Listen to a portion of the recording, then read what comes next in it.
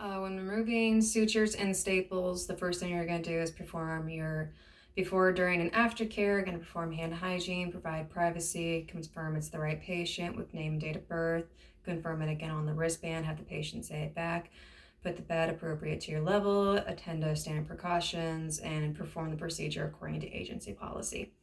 When removing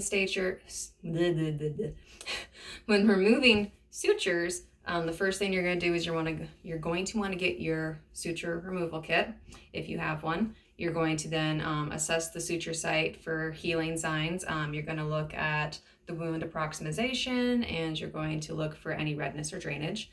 You're going to then check the documentation regarding how many sutures are actually in there. You want to make sure you're getting the correct amount that were placed in out as well. You don't want to miss one or have an extra one be there that wasn't documented, because then you have to redocument that. You're going to perform hand hygiene and then don gloves. And then you're going to use the forceps to pick up the end of the suture. You're going to pick it up at the knot. You're going to pull the knot to the side. You're going to slide the scissors underneath of the strain and then cut away, as I will demonstrate here in a minute. You're going to, if need be, put steri strips down if you see any reason for it. If there is a reason for steri strips, you're going to look at the site for any bleeding or any approximation that doesn't look correct. You're going to apply skin prep on it, and then you're going to let that dry. You're going to cut the steri strips, and then you're going to cut them to fit. Sorry, you're going to cut the steri strips to fit, and you're going to cut them about 1/8 of an inch spacing away from the actual wound itself, and make sure they're spaced 1/8 of an inch away from each other. Then you're going to remove your gloves and perform hand hygiene. With staples, you're going to obtain a staple removal kit if you have one. You're going to assess the staples, make sure they haven't rotated or turned. They need to be lying flat along the incision. Steri strips are also going to be optional for this one as well after you remove the staples. You're going to first check the documentation regarding the number of the staples that are in the skin. You're then going to perform hand hygiene, and you're going to don gloves.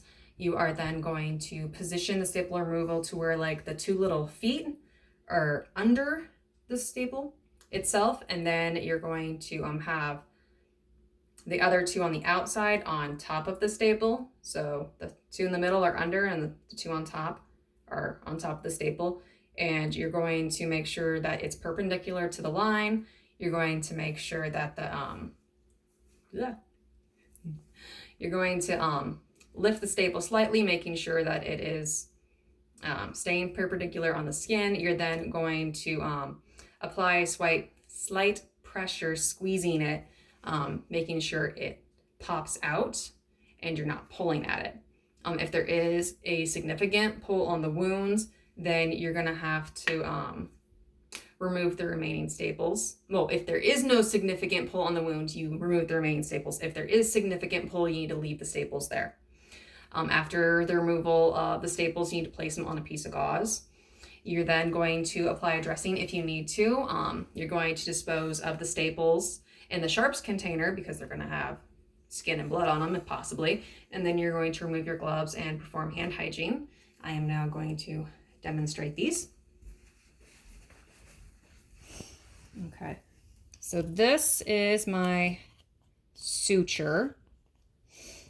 And with the suture, you're going to want to, with your dominant hand, grab onto the knot. And I would actually have a suture removal kit with me if I was doing this. You would pull it up slightly, put the scissor underneath and cut, and then pull it where the knot does not go through the skin. It goes away from the skin. And then with the staple, as I said before, you're going to have the two little feet in the middle underneath of it, and then the two on the side of it.